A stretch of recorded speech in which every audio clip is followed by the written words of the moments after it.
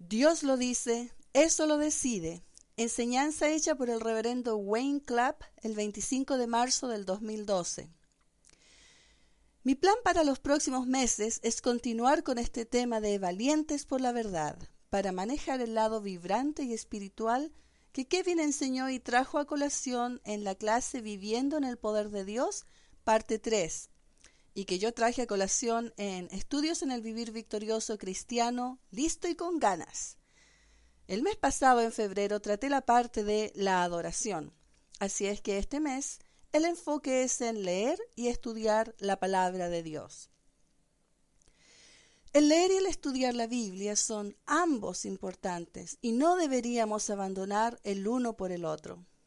Personalmente, encuentro beneficiosa la lectura de la Biblia para aquietar, consolar, refrescar y para fortalecerme. También encuentro beneficioso el estudio de la Biblia para pensar, para aventurarse, para asegurarse y para ser audaz. Ambos hacen crecer mi relación con Dios. El leer proporciona humildad y obediencia. El estudiar facilita la honestidad e integridad. En Efesios 3:4, Pablo habla del misterio y dice: leyendo lo cual podéis entender cuál sea mi conocimiento en el misterio de Cristo. Leemos para que podamos entender. La palabra para leer en el griego es la palabra anaginosko. Puede que la reconozcas, es una palabra compuesta. Ana significa arriba o nuevamente, y ginosko significa aprender por experiencia, por medio de ejercer un esfuerzo. Cuando hacemos el esfuerzo de poner la palabra frente a nuestros ojos una y otra vez y la leemos, la llegamos a conocer y se refresca cada día. De acuerdo a 2 de Timoteo 2:15, que dice: procura con diligencia presentarte a Dios aprobado, como obrero que no tiene de qué avergonzarse, que usa bien la palabra de verdad. Estudiamos porque queremos estar en lo correcto. Queremos estar seguros, ponemos un esfuerzo extra en estudiar, somos diligentes, usamos nuestro tiempo sabiamente, le vamos añadiendo más hasta que estamos seguros. Proverbios 15:28, la parte A dice: el corazón del justo piensa o estudia para responder. ¿Quieres asegurarte y estar listo a responder apropiadamente? Y estudias.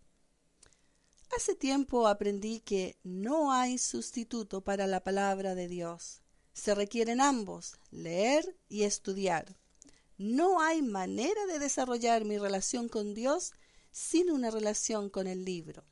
Así es como Él se declara a sí mismo, así es como Dios se dio a conocer. Así es que si quiero conocer al Dios que me dio el libro, tengo que meter mi cabeza en Él, tengo que leerlo, tengo que estudiarlo. Cuando no entienda, tengo que volver a leerlo, revisarlo, pasar tiempo con Dios en su palabra. Tengo que permitirle a Él que la abra para mí, permitirle que me ayude a entender la verdad. No la escribió para que fuera un secreto, la escribió para que fuera conocida, para que fuera establecida, para que la tuviéramos. Y realmente no hay manera de conocer la voluntad de Dios para mi vida sin saber lo que Él declaró en la palabra escrita. La palabra de Dios establece la voluntad de Dios y enseña cómo desarrollar intimidad con Dios. Si quieres ser íntimo de tu Padre, háblale acerca de la palabra. Salmo 119 aún es la mejor manera que conozco para desarrollar una relación con Dios. Ve cómo fue que el salmista lo hizo. En cada versículo lo verás a Él, a Dios y a su palabra. Verás que esa relación se desarrolla a medida que Él le habla a Dios acerca de su palabra. En la medida en que hace las peticiones: enséñame, vivifícame, no permitas que me olvide, etc. Ahí verás su maravilloso corazón. De eso es de lo que se trata la palabra, de hacernos a Dios conocido. Tengo 62 años y he pasado por muchos momentos que han cambiado mi vida. Uno de los más tempranos fue aprender que La Biblia es la palabra y voluntad de Dios revelada. La sola frase, la palabra de Dios es la voluntad de Dios, vino a representar y reforzar la verdad que la única manera de conocer la voluntad de Dios consistentemente era por medio de conocer la palabra de Dios. El entender que Dios se comunicó a sí mismo a la humanidad a través de la palabra de Dios provee el fundamento para nuestras vidas. La palabra de Dios provee un ancla segura en el mar de la especulación y certeza en medio de las incertidumbres de nuestro tiempo. Pareciera que a medida que envejezco, el adversario ha puesto un montaje ascendente de ataque a la verdad. Él quiere que pensemos que no hay nada absoluto, que nada es digno de nuestra confianza, que no hay nada acerca de Dios en lo que podamos confiar. Bueno, por eso Dios hizo que su palabra se escribiera, para que pudiéramos confiar en ella, para que pudiéramos contar con ella, para que pudiéramos inclinarnos sobre ella. Si no hubiera querido esto, no lo habría dicho, ni nadie estaba torciendo su brazo, nadie rogándole que hiciera nada. Así es que Él sabe lo que está haciendo, y Él quiere que lo conozcamos. Imagínense eso, el Creador del universo quiere tener una relación con nosotros, quiere que lo conozcamos como un maravilloso y amoroso Padre Celestial. El Señor Dios Todopoderoso quiere andar y conversar con cada uno de nosotros. ¿Saben la relación que Él tenía con su Hijo unigénito, Jesucristo? Está disponible para nosotros. Por eso Efesios 1:3 usa la frase el Dios y Padre de nuestro Señor Jesucristo. Se usa para establecer un estándar de lo que debería ser una relación padre-hijo. Eso es lo que Dios quiere tener. ¿Quieres saber lo que es una relación padre-hijo? Mira a Jesús y a su papá. Mira cómo Él anduvo, cómo vivió. Bueno, eso está disponible también para ti y para mí. Es el mismo Dios, el mismo Padre. Efesios 3:14 lo repite por segunda vez, que Dios es el Padre de nuestro Señor Jesucristo. Luego en Efesios 4:6 dice que Él es el Dios y Padre de todos. Es el mismo Dios, el mismo Padre. Todos tenemos el mismo privilegio que Jesucristo tuvo, de caminar con nuestro Padre como Él hizo. Él tenía el Espíritu sobre Él, así es que podía hacerlo. También nosotros, también podemos. Dios tan amorosamente nos ha equipado y nos ha dado la ayuda del Cristo en nosotros para que sepamos y podamos seguir sus pisadas. Está la pregunta, ¿nos atrevemos a tomarle la palabra a Dios? ¿Realmente queremos ese tipo de relación? ¿Somos apasionados o no acerca de las cosas de Dios para permitirle a Él que las haga realidad en nuestras vidas? No que nosotros lo vayamos a hacer, pero si se lo permitimos, Él lo hará por nosotros. Él es el que quiere una relación, fue su idea. Él es quien quiere ser un papá. Él fue quien puso simiente en nosotros. Uno de mis dichos favoritos es, que sea como tú quieres, Señor. Bueno, dejemos que lo tenga, dejemos que sea como Él quiere. Dejémoslo ayudarnos en nuestra relación con Él para llegar a conocerlo y a su maravilloso Hijo Jesucristo. Constantemente la integridad de la palabra de Dios está bajo ataque por muchas fuentes. Debemos pelear para mantener la integridad de la palabra de Dios como el fundamento de nuestra vida. La batalla por nuestros corazones se pelea en nuestras mentes. La única manera de asegurar el frente es que constantemente afirmemos y reafirmemos que la palabra de Dios es la voluntad de Dios, que la palabra de Dios es verdad y que resistirá cualquier embestida en contra de ella. Me recuerdo del poema de John Clifford titulado El yunque de la palabra de Dios. Anoche me detuve junto a la puerta del herrero y oí que el sonido del yunque marcaba la campanada vespertina. Luego, mirando hacia adentro, vi en el suelo martillos viejos y desgastados con los años golpeados del tiempo. Dije, ¿cuántos yunques has tenido para gastar y golpear de tal manera todos estos martillos? Solo uno, dijo, y luego con los ojos chispeantes, el yunque desgasta los martillos, ya sabes. Y así pensé, el yunque de la palabra de Dios, por las edades, vientos de escepticismo lo han golpeado. Sin embargo, a través del ruido de las ráfagas caídas, el yunque está intacto, los martillos han pasado. ¿Ven? La palabra de Dios nunca cambia. Yo cambio, mis circunstancias cambian, casi todo en la vida cambia, pero la palabra de Dios siempre permanece igual. Por supuesto que mi apreciación y entendimiento de ella cambian de acuerdo a mi lectura, estudio y obediencia a ella. Otra frase que ha captado mi atención y me ha ayudado a enfocar mi pensamiento ha sido: Dios lo dice, yo lo creo, eso lo decide. Recuerdo que la primera vez que oí eso, lo escribí. Quería que fuera mi tema, mi lema. Sin embargo, no pasó mucho tiempo para que ese lema fuera ajustado. Llegó a ser: Dios lo dice, eso lo decide. Porque ya sea que lo crea o no, ya está decidido, establecido. Yo solo obtengo el beneficio cuando lo creo. Pero si la palabra de Dios habla de un tema, entonces el asunto ya ha sido determinado. Por favor, vayan a Salmo 78. El año pasado me crucé con esto en internet y me hizo mucha gracia.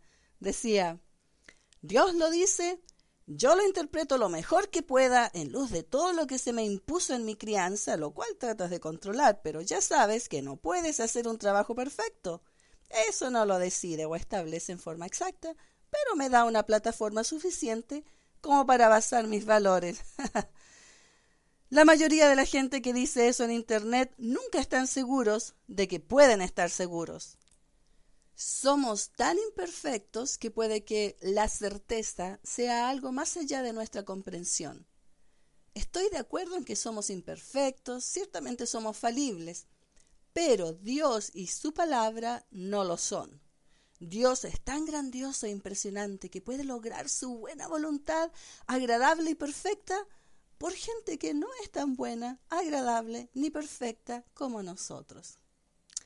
Está dispuesto a trabajar con nosotros allí en el lugar en que nos encontramos.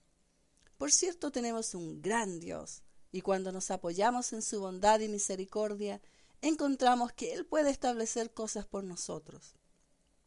Nosotros podemos encontrar la certeza, podemos obtener respuestas, realmente podemos confiar en que Dios es verídico con su palabra. Es importante tener la certeza y poder traspasar la misma garantía a nuestros hijos. Todos le debemos a nuestros hijos un legado de creer en Dios. Pero para tener la certeza hay que estudiar. Si cuando lees no entiendes, tienes que seguir leyendo. Cuando lees una cosa y no la puedes encajar con otra, entonces tienes que leerlas en su contexto. Tienes que volver a donde fueron escritas por primera vez. Tenemos que poder hacer encajar la palabra y al hacer esto, entonces podemos tener certeza. Si quieres estar seguro de algo, si quieres saber que sabes, y esto está disponible porque 1 Juan 2:3 dice: y en esto sabemos que nosotros le conocemos si guardamos sus mandamientos. Si hacemos lo que la palabra dice, si la vivimos, si la tomamos a pecho, que realmente es lo que significa correctamente dividida, y correctamente dividida no solo significa poder hacerla encajar. Correctamente dividida no solo ocurre entre nuestros oídos. Correctamente dividida ocurre cuando se vive, cuando la hacemos encajar en la vida y luego la vivimos, cuando la llevamos a cabo. Cuando sabemos que hubo 4 crucificados, eso es bueno, pero cuando sabemos cómo usar esa escritura para mostrarle a la gente la integridad de la palabra. Es bueno saber que Jesús estuvo muerto por 3 días y 3 noches, que murió un miércoles y se levantó un sábado. Cuando sabes estas cosas y puedes hacerlas encajar, luego las puedes usar para ministrar a la gente, para ayudarlos, para mostrarles que realmente hay certeza en este día y que Dios quiere que sepamos que la palabra no se contradice a sí misma y que podemos confiar en ella. Que si leemos en contexto, si volvemos a usos anteriores, podemos darle sentido a esto. Todo lo que se requiere es que estudiemos hasta que estemos satisfechos. Lees y lees hasta que estés satisfecho. Cuando estés satisfecho, tienes la certeza que necesitas. Y si no tienes la certeza, entonces no pares hasta que la tengas. Dios no quiere que andes preguntándote, Él quiere que sepas. Salmo 78 es un masquil de Asaf. Masquil significa instruir y ocurre en el subtítulo de 13 salmos. Denota un salmo instructivo que refuerza una lección importante. Los primeros versículos del salmo son una introducción a la importante lección que ha de enseñar. Versículo 1 del Salmo 78 dice: Escucha, pueblo mío, mi ley, inclinad vuestro oído a las palabras de mi boca. ¿Qué les parece esa exhortación de parte de Dios? Saben, inclinar el oído no se refiere a un oír habitual, sino más bien el que un discípulo le presta a las palabras de un maestro, con sumisión, con reverencia mental.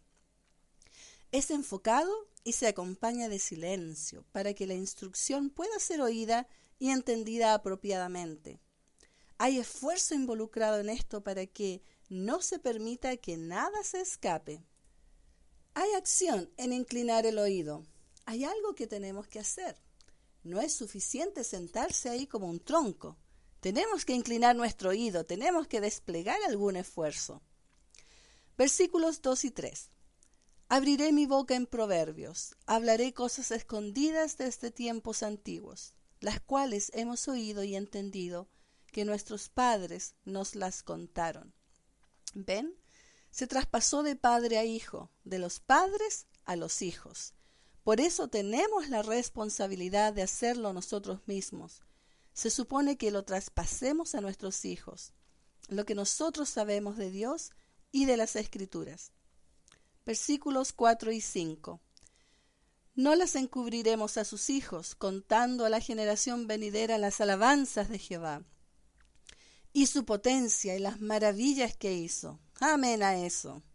5. Él estableció testimonio en Jacob y puso ley en Israel, la cual mandó a nuestros padres que la notificasen a sus hijos. Bueno, lo que era una buena idea entonces, todavía es una buena idea hoy día. Las palabras del versículo 5, testimonio y ley, son palabras que se usan en referencia a la palabra de Dios, en Salmo 119. Es un paralelismo poético hebreo, en donde el mismo pensamiento es repetido en diferentes palabras. Él estableció testimonio en Jacob y puso ley en Israel. Testimonio es algo acerca de la palabra que habla de ello para testificar sobre ello. Una ley es algo que guía nuestras vidas. Eso es lo que Dios quiere que sepamos. Él quiere hablarnos a nosotros. Él quiere que lo enseñemos a nuestros hijos. Él quiere que lo establezcamos como guía para nuestras vidas. Principios sobre los cuales ellos pueden establecer sus vidas. Principios que sepan. Pero se requiere el testimonio y el estándar. Y necesitamos presentar ambos porque la palabra es ambos. Versículos 6 al 8. Para que lo sepa la generación venidera y los hijos que nacerán y los que se levantarán, lo cuenten a sus hijos. Lo seguirán moviendo de generación en generación. 7. A fin de que pongan en Dios su confianza y no se olviden de las obras de Dios, que guarden sus mandamientos. 8. Y no sean como sus padres, generación contumaz y rebelde, generación que no dispuso su corazón, ni fue fiel para con Dios su espíritu. No seamos como esa generación. Seamos la generación que lo hace bien, que declara el testimonio, que establece la ley para sus hijos. Es más probable que nuestros hijos tengan la certeza absoluta que viene por confiar en la palabra de Dios si nosotros la tenemos y se la enseñamos a ellos. Este es un curso cuyas lecciones consisten en la repetición una y otra vez. La palabra de Dios es la palabra viviente de un Dios viviente. No son solo palabras vacías, son diferentes a toda otra palabra con la que nos crucemos. Son vivas. Ellas declaran el corazón y la intención de Dios. ¿Saben? Martín Lutero la entendió como las palabras vivas de un Dios vivo. Dijo de ella: la Biblia está viva, me habla, tiene pies, corre tras de mí, tiene manos, me agarra. La Biblia no es antigua o moderna, es eterna. Tenemos una palabra de Dios eterna que está establecida en los cielos. Veamos Salmo 119, 89. Esta es la sección de la Med. Dice el versículo 89. Para siempre, oh Jehová, permanece tu palabra en los cielos. En el Salmo 78, 1 dice: pueblo mío. Aquí se replica: oh Jehová. Hay pasión aquí, hay interés, hay involucramiento, hay aporte emocional. Permanece tu palabra en los cielos. Aquí el salmista le está hablando a Dios acerca de su palabra. Vemos que está muy tocado por lo que está diciendo, con pasión e involucramiento emocional en la declaración que hace. Lo que ha aprendido lo ha tocado profundamente y lo declara ante Dios con agradecimiento, con gratitud, que aprecia la lección. Para siempre, oh Jehová, permanece tu palabra en los cielos. Es tocado por las tres afirmaciones que hace aquí: que continúa por siempre, que es la palabra de Dios y que permanece en los cielos. Este salmo es reconocido como distintivo y muy especial. Dice aquí que es tu palabra, es la palabra del Señor. A veces pienso que damos esto por sentado, el que es su palabra, que es la palabra de Dios, que es la palabra del Señor. Hay una reverencia que fluye del reconocimiento que se originó y procedió de Dios. Así es que no lo demos por sentado. Es crucial reconocer que la Biblia es la palabra de Dios. El Salmo aquí usa una palabra en singular y no en plural. Es importante esta diferencia. Dice permanece o es establecida tu palabra. No dice permanecen tus palabras. Por supuesto que el plural no estaría errado. Si la palabra permanece, entonces las palabras permanecen. Pero al usar el singular se declara la unidad esencial de la Escritura. Todo lo que Dios ha dicho, todo versículo, toda palabra de Génesis a Apocalipsis es la palabra de Dios para nosotros. Más aún, la palabra para permanece es la palabra hebrea natzav, y este es el único lugar donde se traduce en la versión del King James en inglés, establecida. Usualmente se traduce permanece, que es parada firme o sostenida.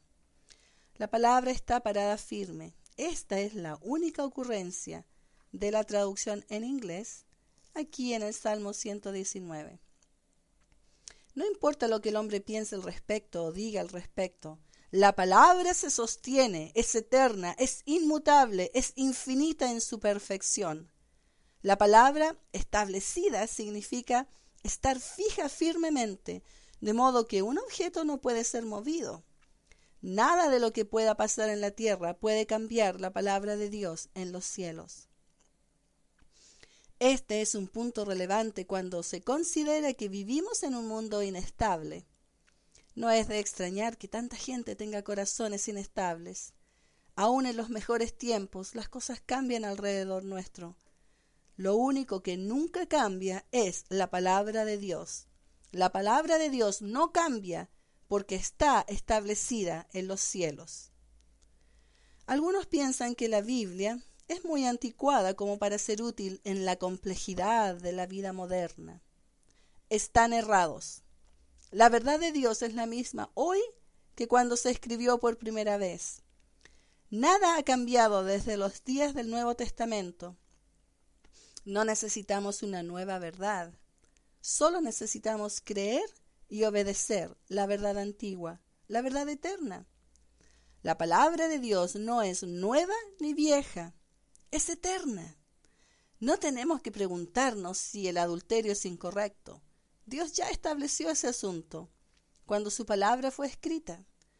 Contrariamente a lo que oímos en la prensa hoy en día, no tenemos que preguntarnos si el homosexualismo está bien. Dios ya habló de manera definitiva en cuanto a este asunto en la Biblia. El homosexualismo está mal porque Dios dijo que estaba mal. Siempre estará mal, de cualquier manera y en cualquier manifestación. 10.000 encuestas no pueden cambiar ese hecho. Ni tampoco somos libres de escoger y elegir las partes que personalmente nos gustan. O todo es la palabra o nada lo es. Es toda la palabra de Dios en toda su totalidad. En Lucas 4:4, Jesús le respondió al diablo: escrito está, no solo de pan vivirá el hombre, sino de toda palabra de Dios. No podemos escoger y elegir lo que nos gusta. Tendemos a hacer eso solo porque somos unidades humanoides y tenemos preferencias y nos gustan estas cosas, pero no nos gustan aquellas. Pero no nos corresponde desatender las cosas que no nos gustan. Todavía amamos y extendemos nuestras manos para ayudar a todos. El adulterio, el homosexualismo, no importa cuál sea la mala conducta, la palabra de Dios todavía tiene las respuestas y también nosotros las tendremos si leemos y estudiamos y sabemos lo que dice. Jesús dijo en Juan 10:35 que la escritura no puede ser quebrantada. La gente solo se quebrantará a sí misma. Salmo 119. El salmo acróstico de Dios habla directamente a la naturaleza inmutable de la palabra. Como leímos el versículo 89, donde dice: para siempre, oh Jehová, permanece tu palabra en los cielos. El versículo 152 dice: hace ya mucho que he entendido tus testimonios, que para siempre los has establecido. El versículo 160 dice: la suma, en el griego dice desde el comienzo, la suma de tus palabras es verdad, y eterno es todo juicio de tu justicia.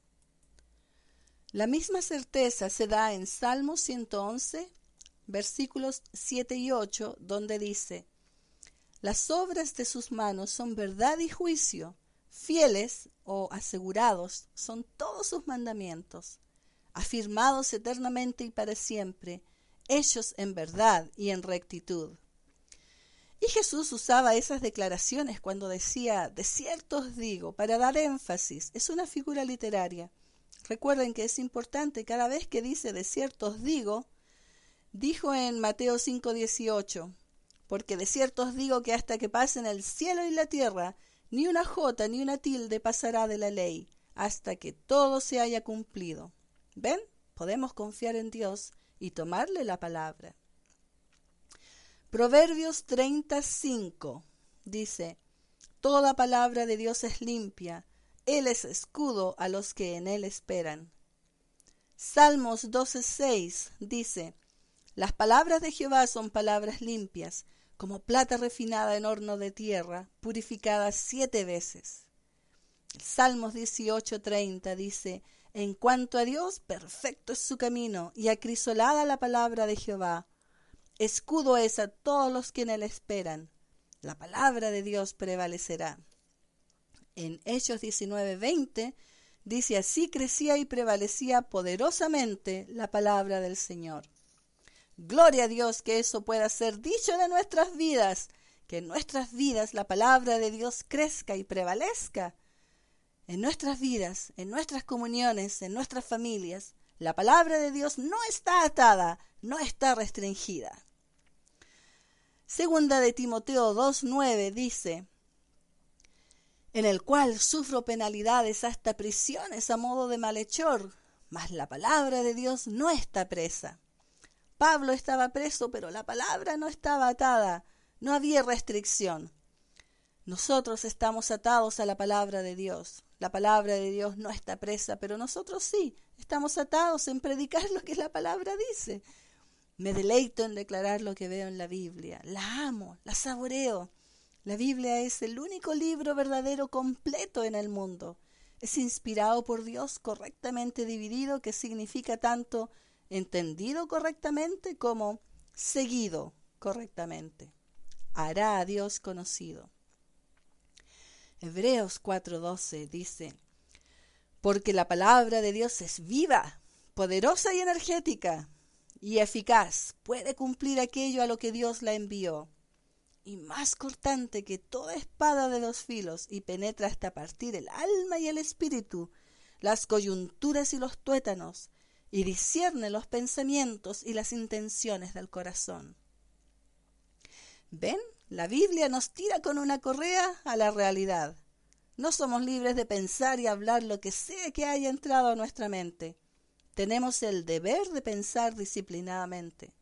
Somos responsables por saber y hacer la voluntad de Dios, lo que requiere que sepamos la palabra de Dios. Vale la pena pasar tiempo en ella, como ya saben. Me gustaría cerrar leyendo un devocional diario que recibo del Instituto de Investigación de la Creación. Este salió el 25 de febrero del 2012 y se tituló Muerte en la olla. Pero antes de leerlo, vayamos a Segunda de Reyes 4. Quiero leer el relato en que esto se basa. Dios ciertamente es bueno. Si Él lo dice, eso lo decide, como debería decidir muchas cosas para nosotros en la vida. Al conocer lo que dice la palabra, ellos tomaron este incidente de la historia bíblica, que es verdadera historia, del Antiguo Testamento, e hicieron una parábola de ello. Segunda de Reyes 4, versículo 38. Eliseo volvió a Gilgal cuando había una grande hambre en la tierra, y los hijos de los profetas estaban con él, por lo que dijo a su criado: pon una olla grande y haz potaje para los hijos de los profetas. Él estaba entrenándolos, trabajando con ellos. 39. Y salió uno al campo a recoger hierbas, y halló una como parra montés, y de ella llenó su falda de calabazas silvestres. Y volvió, y las cortó en la olla del potaje, pues no sabía lo que era. ¿Les suena eso a algo inteligente? Versículo 40. Después sirvió para que comieran los hombres, pero sucedió que comiendo ellos de aquel guisado, gritaron diciendo: ¡varón de Dios, hay muerte en esa olla! Y no lo pudieron comer. 41. Él entonces dijo: traed harina. Y la esparció en la olla y dijo: da de comer a la gente. Y no hubo más mal en la olla. Él lo arregló. Alguien hizo algo sin pensar, pero Eliseo tuvo el antídoto. Dios le dijo qué hacer y lo arregló. Ahora, habiendo leído eso, les compartiré este corto devocional. Comienza en Segunda de Reyes 4:40. Después sirvió para que comieran los hombres, pero sucedió que comiendo ellos de aquel guisado, gritaron diciendo: ¡varón de Dios, hay muerte en esa olla! Y no lo pudieron comer. Segunda de Reyes 4:40. Los hijos de los profetas que estudiaban bajo Eliseo tenían hambre, por lo que Eliseo les dijo que hicieran potaje. Evidentemente, una sopa hecha principalmente de lentejas. Sin embargo, uno de los jóvenes estudiantes procedió a recoger algunas calabazas silvestres y las molió en el potaje, suponiendo, descuidadamente, que su aspecto atractivo y sabor le darían más gusto a la comida, que de otra manera sería algo insípida. Sin embargo, cuando los estudiantes más maduros tomaron el primer sorbo, se dieron cuenta de que el ingrediente extraño era venenoso y gritaron: ¡hay muerte en esa olla! Hay una parábola en esta experiencia. Los modernos estudiosos de la Biblia, a menudo, quieren aderezar las antiguas verdades de la Escritura con un poco de mezcla nueva y superficialmente atractiva desde el mundo exterior. Pero por lo general esto solo sirve para adulterar la leche espiritual no adulterada, como habla primera de Pedro 2:2, e insertar muerte en la olla. Como la mujer en la parábola del Nuevo Testamento que tomó la levadura en secreto, la escondió en 3 medidas de harina hasta que todo fue leudado. Esto está en Mateo 13:33. El emprendedor joven estudiante del liceo se deslizó con su ingrediente atractivo y pronto permeó toda la olla de sopa con su veneno. Este es el camino de la falsa doctrina. El remedio para el veneno en el potaje se encontró cuando Eliseo dijo: «Traed harina», y la esparció en la olla, y no hubo más mal en la olla, como dice en 2 de Reyes 4:41. La harina, o comida, purificadora, era harina de trigo fina, que siempre simboliza en la Escritura la verdadera palabra de Dios. Es la palabra la que es el verdadero pan, por el cual el hombre debe vivir, como dice en Mateo 4:4. Y el antídoto para las doctrinas venenosas del mundo siempre debe ser la palabra de Dios, no adulterada. Por eso, amigos, cuando se trata de leer y estudiar la palabra, la leemos hasta que la entendemos. Y si no entendemos, entonces tenemos que estudiar. Pasamos más tiempo en ella, ponemos un poco más de esfuerzo, alineamos escritura con escritura, porque la Biblia se explicará a sí misma. Tendremos respuestas y podemos tener certeza. No tenemos que andar preguntándonos. Dios no nos quiere errantes, nos quiere seguros. Por eso hizo que la palabra estuviera escrita. Así es que Dios lo dice, eso lo decide. Padre Celestial, gracias por la verdad de tu palabra y el privilegio de conocerte en un día y tiempo en que se nos ha dado tanto de ella. Gracias que podemos continuar haciendo nuestra parte y presentar ante tu gente una comida saludable, que podemos disfrutar por el resto de nuestras vidas, en el maravilloso nombre de Jesucristo. Amén. Bendiciones.